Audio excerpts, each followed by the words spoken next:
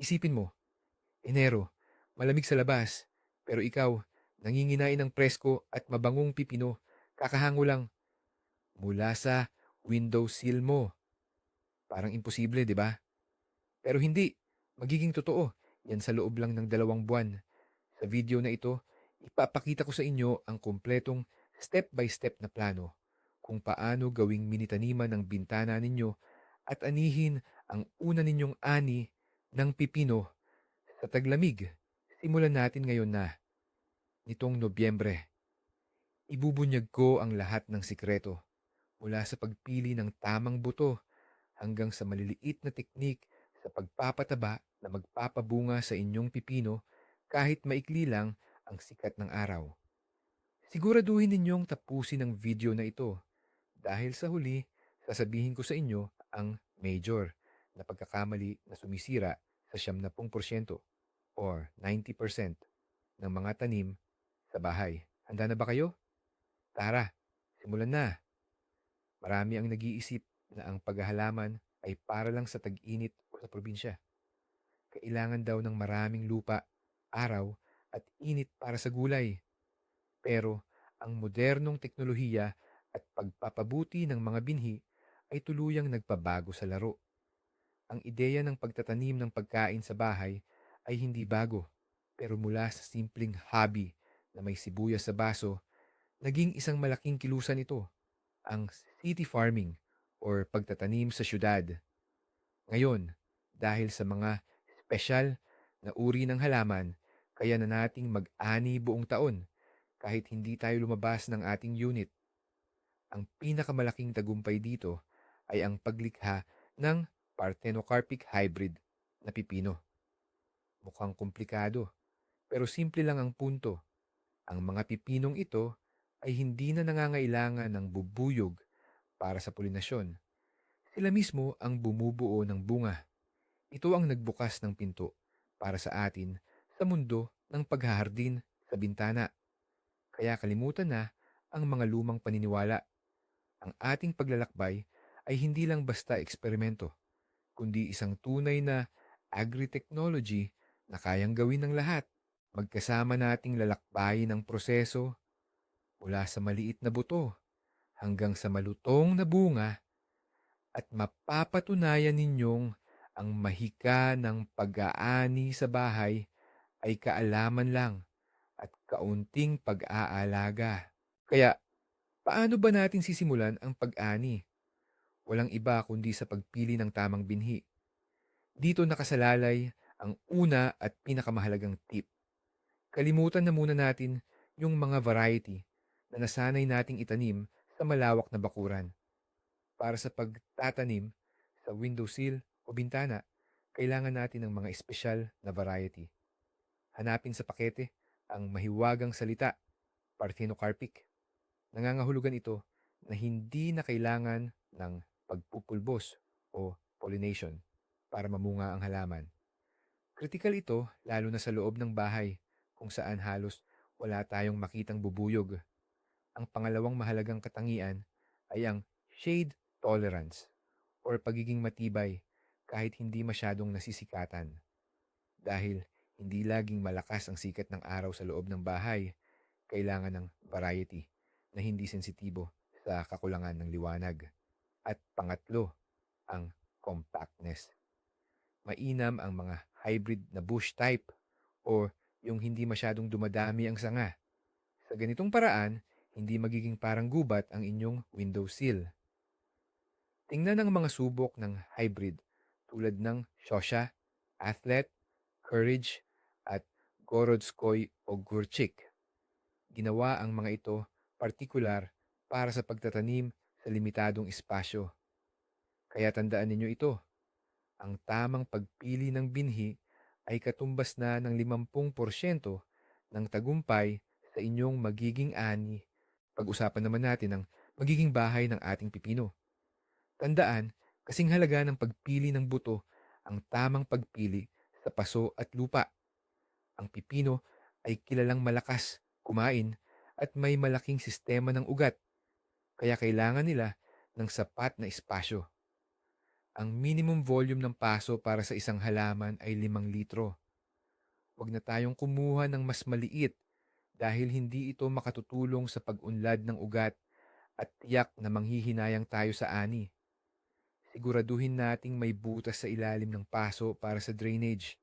Tandaan, ang naipong tubig ang pangunahing kalaban ng ugat dahil ito ang nagiging sanhi ng pagkaagnas at tuluyang ikamamatay ng halaman. Pagdating naman sa lupa, mayroon tayong dalawang opsyon. Una, bumili ng ready-made universal potting soil para sa gulay or seedlings sa tindahan. Ito ang pinakamadali at subok ng paraan. Ang pangalawang option para sa mga enthusiasts ay ang gumawa ng sariling soil mix.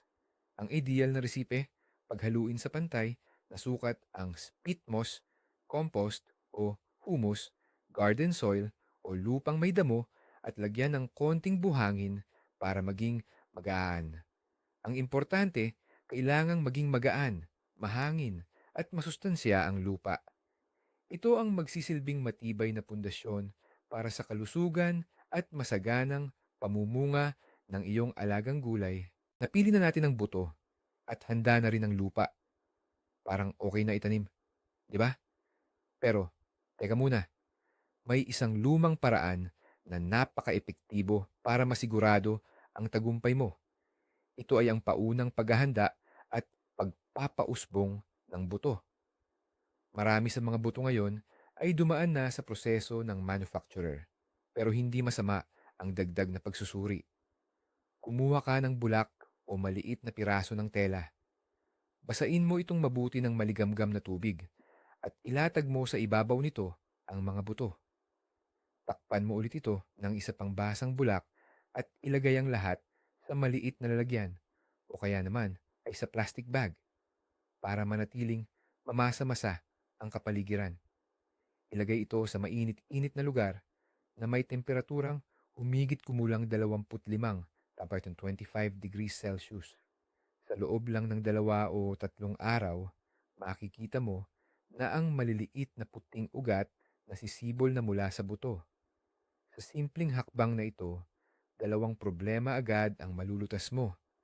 Una, matatanggal mo na ang mga walang laman o patay na buto na hindi na talaga tutubo kahit itanim mo sa lupa. Pangalawa, binibigyan mo ng mabilis na panimula ang halaman. Kaya naman, mas mabilis at sabay-sabay silang lalabas sa paso. Ito ay parang ginising mo ang buto at sinabi mo sa kanya, oras na para tumubo, nagising na ang ating mga buto at naglabas na ng maliliit na ugat. Panahon na para ilipat sila sa kanilang permanenteng tirahan. Napakahalaga ng prosesong ito ng pagtatanim at kailangan dito ang pagiging eksakto o maingat. Punuin ang paso ng inihandang lupa, ngunit huwag itong lubusang apawan. Diligan ng mabuti ang lupa gamit ang maligamgam at pinatining na tubig para humupa ito at maging pantay ang moisture. Ngayon, gumawa ng isang maliit na hukay sa gitna, mga 1 hanggang 1.5 sentimetro ang lalim. Maingat na ilagay ang sumibol na buto sa butas. Ugat muna ang pababa gamit ang sipit o kaya naman ay gamit ang inyong daliri. Tandaan, napakahalagang huwag masira ang napakanipis na usbong. Takpan ng lupa ang buto at bahagyang siksikin ito. Hindi na kailangang diligan pa sa ibabaw dahil sapat na ang moisture ng lupa. Para makagawa ng perpektong kondisyon para sa pagsibol, takpan ang paso ng garapon na salamin o isang pinutol na plastic na bote o kaya naman ay isang simpleng transparent na plastic bag. Sa ganoong paraan, makakabuo tayo ng isang mini greenhouse. Ilagay ang paso sa isang mainit na lugar. Ang pinakamainam na temperatura para sumibol ito ay 24, 24 hanggang 26, 26 na degree sentigrado. Ngayon, ang kailangan na lang nating gawin ay maghintay. Ilang araw ang lumipas at heto na, isang himala. May maliit na berdeng bilog na sumisilip mula sa lupa na malapit ng magbukas at maging dalawang unang dahon, ang cotyledons. Ito ang pinakanakakakaba at pinakaresponsabling sandali. Sa oras na makita ninyo ang sibol, kailangan ninyong kumilos agad. Una, tanggalin na natin ang ating mini greenhouse. Ibig sabihin, ang plastic o garapon. Hindi na ito kailangan. Ang halaman ay nangangailangan na ngayon ng sariwang hangin. Pangalawa, at ito ay kritikal na mahalaga, siguraduhin natin ang pinakamaraming liwanag. Ilipat agad ang paso sa pinakamaliwanag na bintana o windowsill na mayroon kayo. Sa unang mga araw ng buhay nito, ang liwanag ang pinakaimportante sa sibol. Ito ang nagpapasimula ng proseso ng photosynthesis at nagbibigay ng lakas para sa paglago. Kung kulang sa liwanag, ang sibol ay sisimulang humaba ng husto, magiging payat, maputla, at mahina. Ang ganitong halaman ay mahirap nang i-revive at huwag na kayong umasa ng magandang ani mula rito. Kaya tandaan, nakita ang sibol, tanggalin agad ang takip at ilagay sa pinakamaliwanag na lugar. Ito ang unang pagsusulit para sa inyong pipino at kailangan ninyo itong tulungan na makapasa. Hindi tayo nakatira sa tropiko, kaya napakaikli talaga ng araw kapag taglamig. Kahit pa sa pinakasikat na bintana, kulang na kulang pa rin ang liwanag para sa normal na paglaki ng pipino, lalo na para mamunga ito. Kaya naman, ang pag-oorganisa ng dagdag na ilaw ay hindi lang rekomendasyon, kundi isang kinakailangang kondisyon. Kung walang espesyal na ilaw, malamang na hindi magtagumpay ang buong plano. Kailangan natin ng tinatawag na phyto lamps or grow lights. Maraming uri nito, pero pinakamainam na pumili ng full spectrum lamps. Ang kanilang liwanag ay halos katulad ng sa araw at angkop para sa lahat ng yugto ng paglago. Kailangang ilagay ang ilaw ng diretso sa itaas ng halaman, mga 15 hanggang 20 sentimetro, fiantis na data 26 centimeters ang layo mula sa dulo. Habang tumataas ang pipino, kailangan mo ring itaas ang ilaw. Ang kabuuang tagal ng araw, kasama na ang natural at ang supplemental light, ay dapat hindi bababa sa 12 o mas maganda ay 14 na oras bawat araw. Pinakamadali kung gagamit ka ng timer outlet na automatikong mag-o-on at mag-o-off sa ilaw sa takdang oras. Tandaan, ang liwanag ay pagkain para sa halaman. At sa taglamig, ikaw ang kailangang maging personal na araw para sa iyong pipino. Ang pipino ay halaman na mahilig sa init, kaya napakahalaga na tama ang temperatura para sa kanila. Pero kung ilalagay mo ito sa gilid ng bintana tuwing taglamig, mapanganib yan. Sa isang banda, pumapasok ang lamig mula sa salamin at sa kabilang banda naman, naglalabas ng matinding init ang radiator. Ang misyon natin ay makahanap ng komportabling balanse. Ang perpektong temperatura para lumaki ang pipino ay mga 22 hanggang 24 na degrees Celsius sa araw. Sa gabi, pwede itong bumaba sa 18 hanggang 20 degrees. Ang ganitong pagbabago ay nakakabuti pa sa kanila para maprotektahan ang ugat mula sa lamig na nanggagaling sa salamin ng bintana.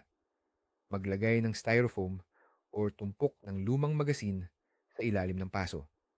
At para naman maibsan ang sobrang init at tuyong hangin mula sa radiator, pwede kang maglagay ng basang tuwalya sa ibabaw nito or magkabit ng reflector screen.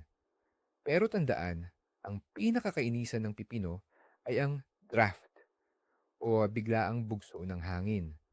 Kaya kapag nagpapahangin ka, siguraduhin mong aalisin mo muna ang paso sa bintana. Ang mabilis na pagbabago ng temperatura ay nagdudulot ng stress sa halaman na siyang dahilan kung bakit nalalagas ang mga bulaklak at maliliit na bunga. Gawin mong komportable at kaaya-aya ang kapaligiran ng iyong alaga, at gagantihan ka nito ng saganang ani. Ang pagdidilig ay maituturing na isang sining. Dito, lalong sumasalamin ang ginintuang prinsipyo, mas mabuti ng kulang sa dilig kaysa sa sobra. Ang mga ugat ng pipino ay napakaselan sa sobrang tubig. Kapag palaging basa ang lupa, magsisimula itong mabulok at hindi na makahinga ang ugat na tiyak na ikamamatay ng halaman. Kaya naman, dapat ka lang magdilig kapag ang ibabaw na bahagi ng lupa sa paso ay natuyo na, mga 1 o 2 sentimetro ang lalim. Madaling alamin, yan, hipuin mo lang ang lupa gamit ang iyong daliri. Ang tubig na gagamitin sa pagdilig ay dapat na maligamgam, bandang 25 hanggang 30 degree. At higit sa lahat, dapat itong nakababad o nakaimbak na. Ang malamig na tubig galing sa gripo ay nakaka-shock sa ugat ng halaman at ito ay posibleng maging sanhi ng iba't ibang sakit. Magdilig ng dahan-dahan sa gilid lang ng paso at iwasang matanggal ang lupa sa pinakababa ng tangkay. Puhusan mo ito ng tubig hanggang sa lumabas ang sobrang tubig sa lalagyanan o tray sa ilalim. Pagkalipas ng 15 hanggang 20 minuto, siguraduhin mong itapon o alisin ang naipong tubig sa tray.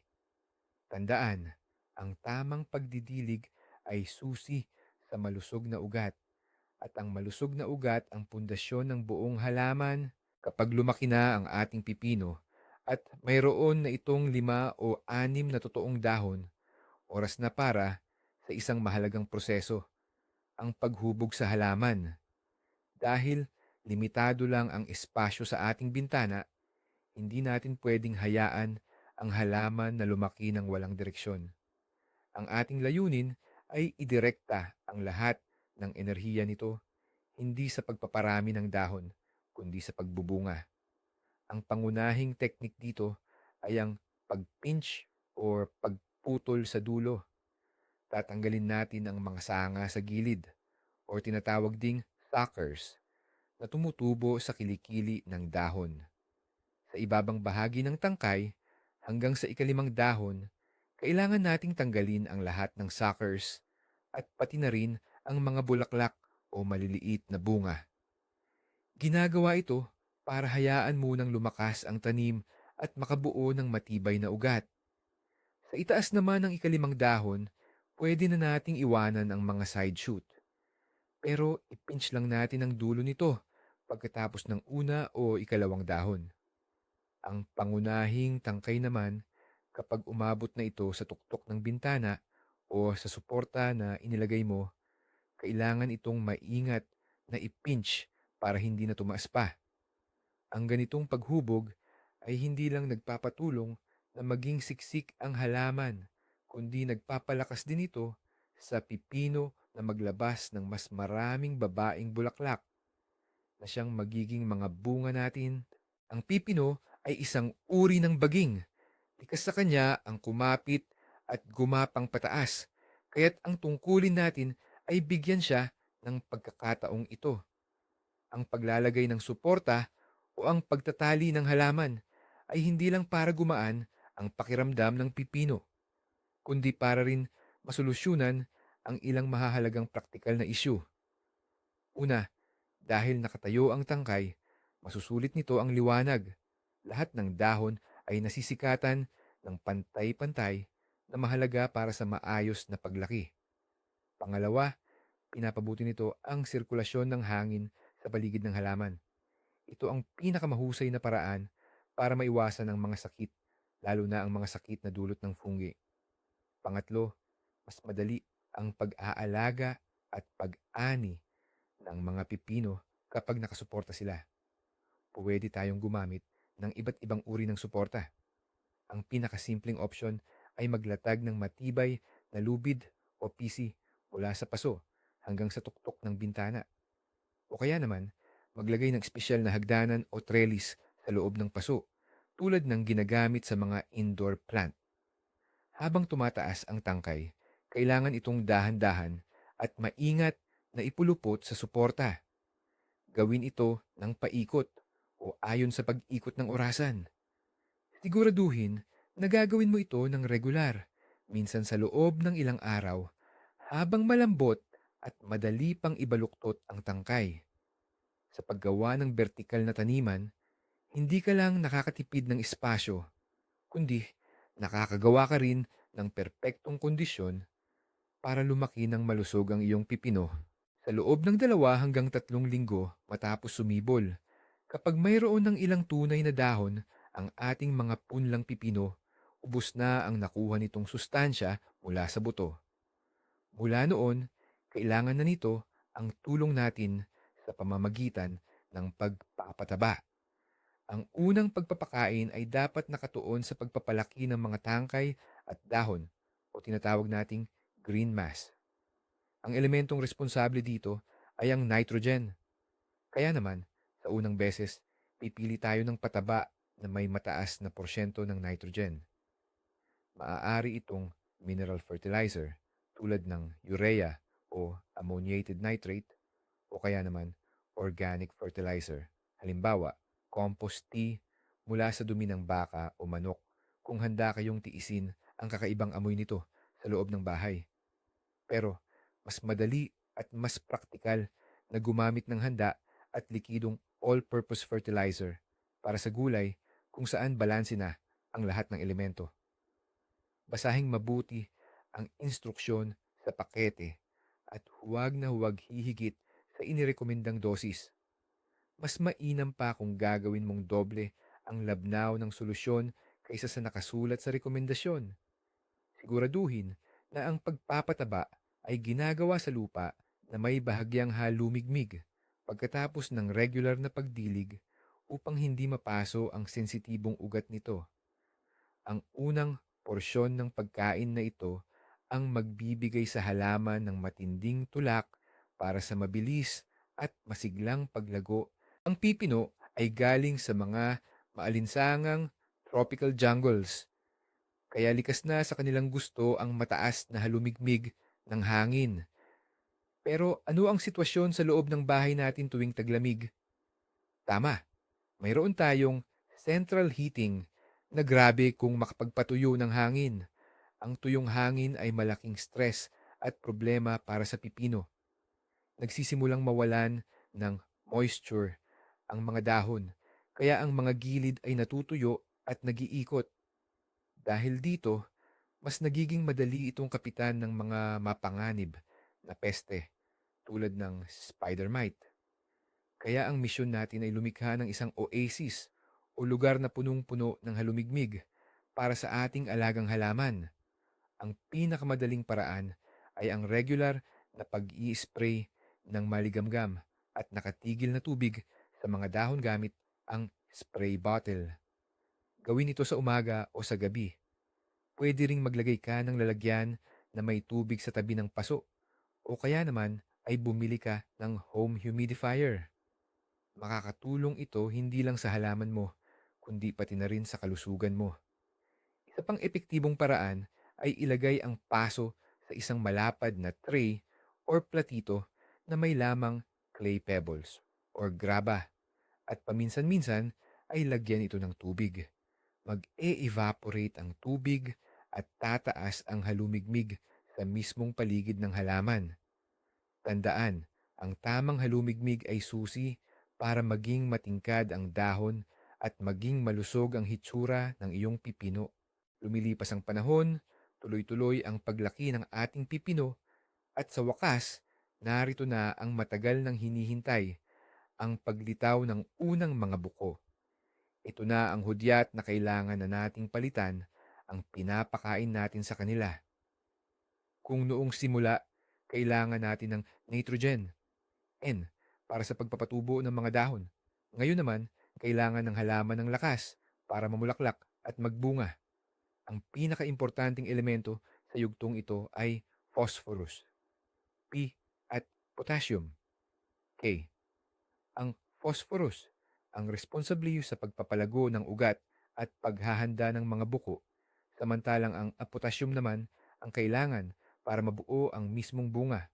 Ito ang nagpapatamis, nagpapasarap, at nagpapalutong sa mga pipino.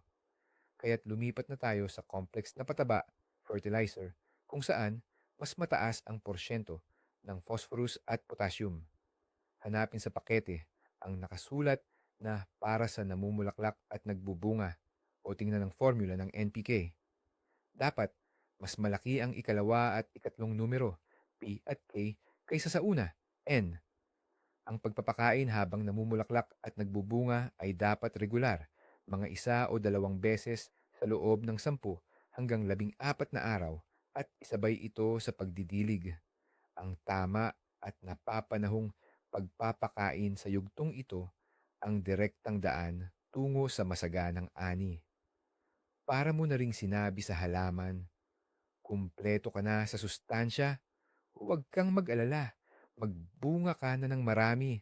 Minsan, nakakaranas tayo ng ganitong nakakabuwisit na sitwasyon. Ang pipino, napakasagana kung mamulaklak. Puno ito ng maningning na dilaw na bulaklak, pero wala namang nabubuong bunga. Nalalagas lang ang mga bulaklak at hindi nagiging prutas. Ito ang tinatawag nating bulaklak na hindi nagbubunga. Nakaka-disappoint man ito. Pero tandaan na palaging may dahilan ang ganitong problema. Kadalasan, ang ugat ng issue ay nasa kondisyon ng pagpapalaki. Una sa lahat, baka kulang sa liwanag. Kung madilim ang paligid, wala talagang sapat na lakas ang halaman para magbuo ng bunga. Pangalawa, ang mali namang temperatura ay maaari ding maging sanhi. Maaaring sobrang init o kaya naman ay sobrang lamig. Pangatlo, sa karaniwang dahilan ay ang hindi balanse sa nutrisyon. Kung nasobrahan mo ng pataba na mayaman sa nitrogen, ang halaman ay magpapasasa. Ibig sabihin, mas uunahin nito ang pagpapalaki ng malalaking dahon kaysa sa pamumunga. Maaari ring magkaroon ng bulaklak na hindi nagbubunga dahil sa stress. Halimbawa nito ay ang pagdilig gamit ang malamig na tubig o kaya naman ay dahil sa biglang pagbabago ng hangin o draft. Kaya't suriin mong mabuti ang iyong pag-aalaga. Siguro kailangan mong dagdagan ang oras ng pag-iilaw, ayusin ang temperatura, o kaya naman ay palitan ng pataba at gawing potassium at phosphorus-based. Huwag kang mawalan ng pag-asa. Sa sandaling maayos mo ang ugat ng problema, makikita mong magsisimula ng mamunga ng normal ang iyong pipino. May dahilan kung bakit natin pinili ang mga parthenocarpic hybrids, yung mga hindi na nangangailangan ng pag-pollinate. Pero minsan, kahit sila, kapag nasa bahay or indoor, kailangan pa rin ng kaunting tulong. May mga pagkakataon na dahil sa stress o hindi perpektong kondisyon, hindi nagiging maayos ang proseso ng self-pollination. Kung napansin mong lumalabas ang mga bunga, pero hindi ito lumalaki, nagiging dilaw at nalalagas agad sa simula, pwede nating subukan ang manual pollination.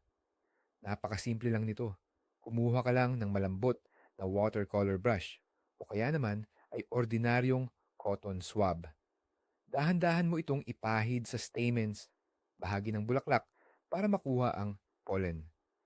Pagkatapos, ganoon din kaingat, ilipat mo ang pollen sa pistil, gitnang bahagi ng parehong bulaklak o kaya naman ay sa katabing bulaklak. Sa madaling salita, ikaw na ang gumagawa ng trabaho ng bubuyog. Mas maganda kung isasagawa ang prosesong ito sa umaga. Kadalasan, ang ganitong artipisyal na pag-pollinate ay nakakatulong sa halaman na gumising at magsimulang magbunga ng masigla. Hindi ito sa pilitang gawin, pero sa ilang sitwasyon, ito ang magiging maliit na tulak na magsisimula ng kanilang pamumunga. Heto na ang pinakamasarap na sandali. Pagkatapos ng pamumulaklak, may maliit na hugis bunga na tutubo sa base ng bulaklak. Iyan na ang magiging pipino mo. Napakasarap panoorin ang prosesong ito. Pero kailangan mo pa ring maging alisto. Maigi mong subaybayan ang kondisyon ng mga simulang bunga.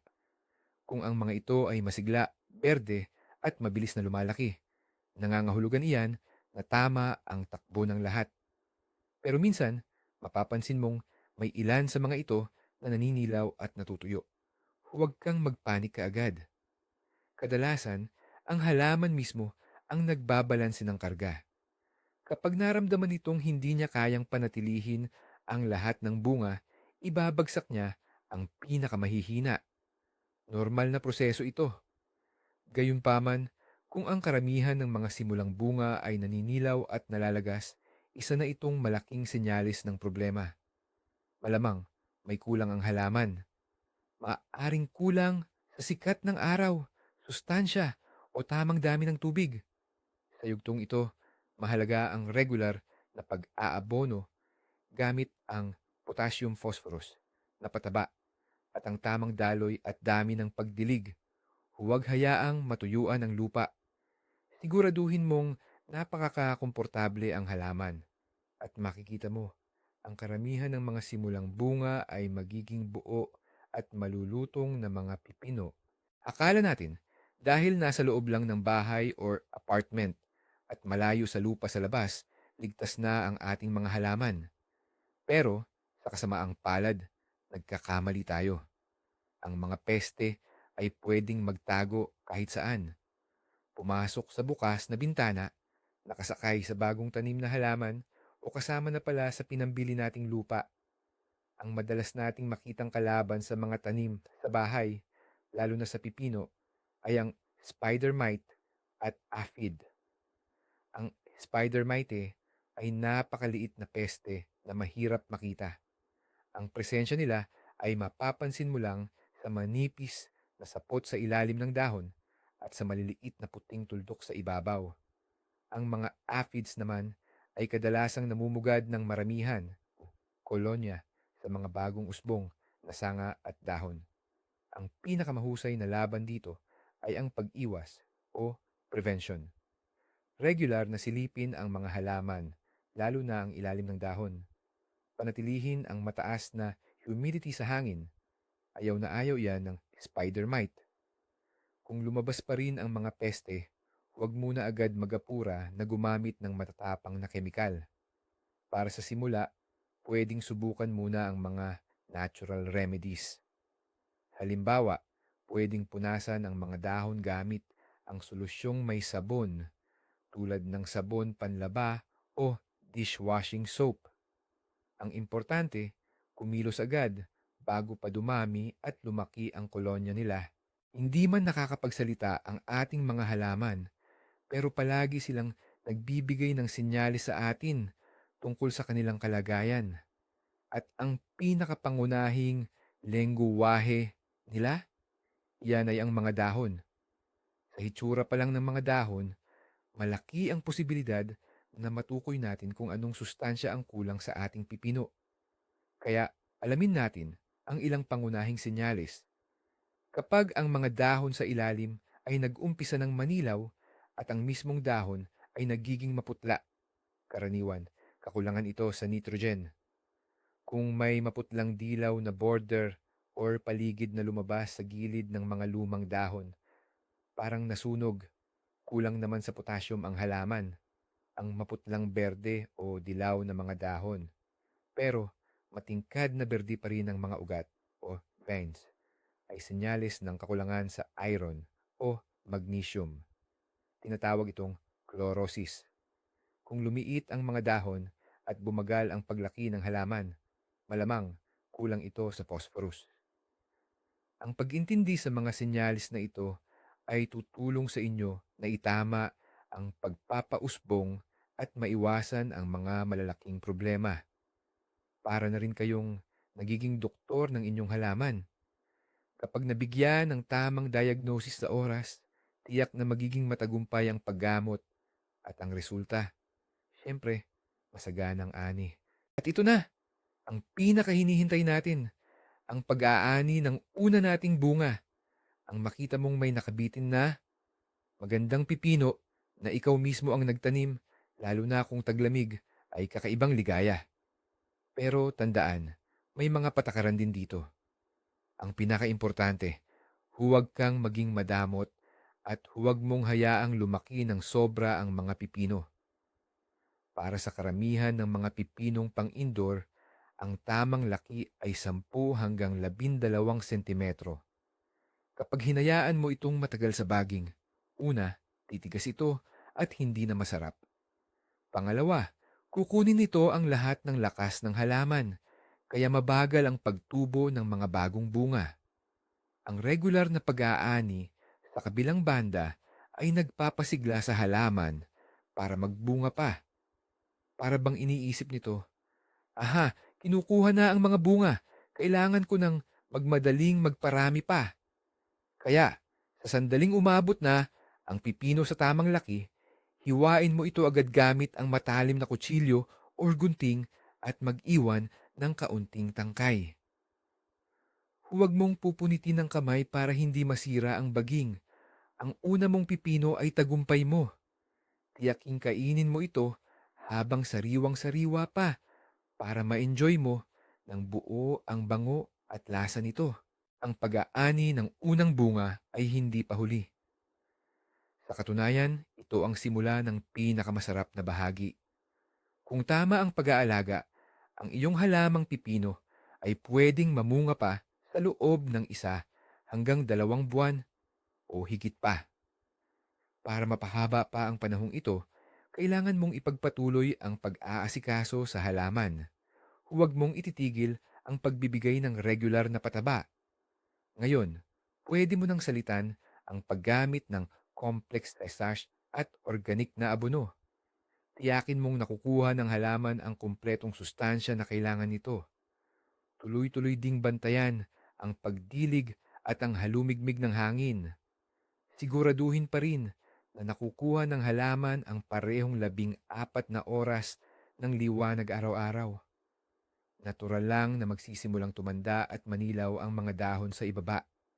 Maingat mong tanggalin ang mga ito para hindi na makaubos ng sustansya at hindi pa maging pinagmumula ng sakit.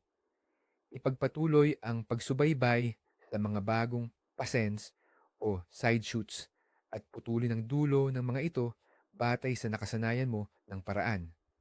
Sa madaling salita, ang trabaho mo sa bahaging ito ay panatilihin ang perpektong balanse ng liwanag, init, tubig, at sustansya na naumpisahan mo na.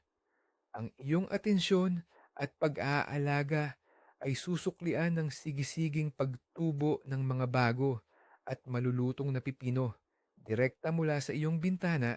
Ayan na, narating na natin ang dulo mula sa simpleng buto hanggang sa pipinong malutong at handa ng kainin. At ngayon, handa na akong ibahagi sa inyo ang pinakaimportanteng sikreto na nabanggit ko sa simula. Ang pinakamalaking pagkakamali na sumisira sa halos 70%, 90% ng ating mga pananim sa bahay.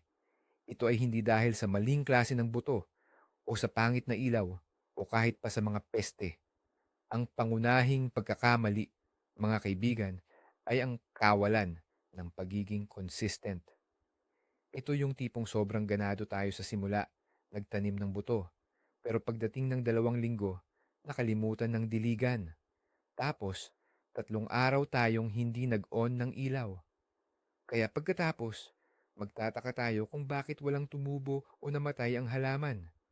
Tandaan ninyo, ang pagtatanim ng pipino sa bintana ay hindi sprint, kundi isa itong marathon. Ang sikreto ng tagumpay ay nasa pang-araw-araw kahit maliit lang na pag-aalaga. Nasa simpleng rutina lang. Ito yung kailangan mong gawin. Habang nagtitimpla ka ng kape sa umaga, tignan mo ang lupa kung basa pa ba o kailangan ng diligan. Sa gabi naman, pag uwi mo galing trabaho, batiin mo ang iyong green pet at silipin mo kung may bagong dahon bang sumibol. Itong pagiging sunod-sunod at pagbibigay pansin sa maliliit na detalye ang siyang nagpapalit sa simpleng tanim sa paso upang maging isang tunay na oasis na namumunga. Maraming salamat sa inyong panunood hanggang sa dulo. Kung nakatulong sa inyo ang videong ito at talagang ginanahan na kayong bumili ng buto, ipakita nyo, yan, pindutin na ang like button at mag-subscribe sa channel para hindi mo ma-miss ang mga bagong gardening experiments natin. Huwag mo ring kalimutang i-click ang bell icon para ikaw ang unang makaalam kung kailan naman tayo magtatanim ng kamatis sa balkonahe. Ngayon, may tanong ako sa inyo. Nakasubok na ba kayong magtanim ng gulay sa loob ng bahay tuwing taglamig? Anong mga hamon or problema ang naranasan ninyo? Ibahagi ninyo ang inyong karanasan sa comment section. Sama-sama tayong bumuo ng pinakamagaling na komunidad ng mga home gardeners.